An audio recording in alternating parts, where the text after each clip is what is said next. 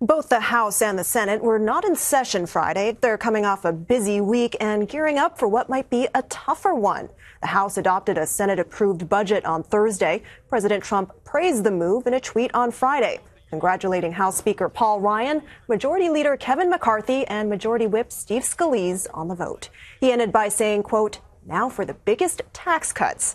CBS News contributor and congressional reporter for The Washington Post, Ed O'Keefe, is in Washington. Ed, before we get to tax reform, the House only narrowly approved the Senate's budget. Why was it so close?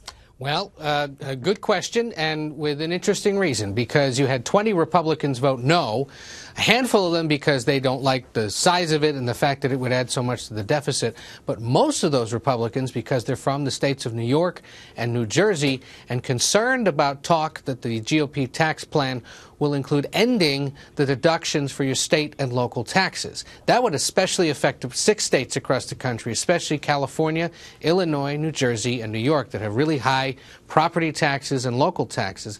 These Republicans understood voting for this plan would essentially amount to raising taxes on their constituents, which is always a very big concern. You're looking at districts in upstate New York, into the Adirondacks, in the Utica area, just outside of Albany, and on Long Island near you, also over in suburban New Jersey, where doing that would be seen as unacceptable. So those Republicans are working with GOP leaders to see if there's a way to get that out of the final tax plan, or at least make it hurt less, and then they'll see, they said, about whether or not they'll support that final tax plan. Well, a lot of us are waiting for details on the tax plan. South Carolina Republican Senator Tim Scott told CBS this morning on Thursday that he was confident that a long-awaited tax reform plan will pass by Thanksgiving holiday. What are lawmakers saying about when we should be able to see the details of the tax plan? Sounds like at least one of the chambers, Roxana, will have passed it by Thanksgiving, and probably going to require that some changes get made once the other chamber approves it, so they'd have to go back and pass the compromise version, and the goal is to get it done before Christmas. The bigger question is, what is in the plan that is unveiled next week by the House Ways and Means Committee? This is the group that writes tax bills.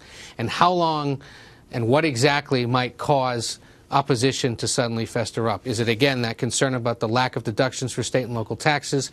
Is it because perhaps there'll be less of a deduction for your 401k plan? Are there other corporate loopholes that don't get closed? Or is it seen as too generous to corporations but not enough to actual taxpayers? We'll all see. That's part of why they want to rush this and get it done, at least in the House, by the end of November, and send it over to the Senate, where it might take a little longer. But all Republicans understand failure to pass something regarding taxes by the end of the year could cause an existential crisis for the party and make it really difficult for them to convince voters next year to vote them back into office. Right, especially after they failed to get health care reform passed. Well, let's turn overseas now. Defense Secretary James Mattis visited the border between North and South Korea on Friday. President Trump hasn't confirmed whether he will go there on his own trip to Asia next week. Have lawmakers weighed in on whether the president should go or not? I haven't heard anyone say whether he should or not. I mean, obviously, previous presidents have gone. The only one in recent history, I think, that didn't make it was George H.W. Bush, but all the others have been to the DMZ, looked over the border into North Korea. There were security concerns in the case of Trump about him going. There always are security concerns, but given how intense the rhetoric has been between him and the North Korean leader in recent months, I think there's more of a concern. He's supposed to make a stop near the border to speak on the issue. And again, the White House right now at least says he's not going. I wouldn't be surprised, nobody should be, if suddenly he does show up at the DMZ. But this is a 12-day trip.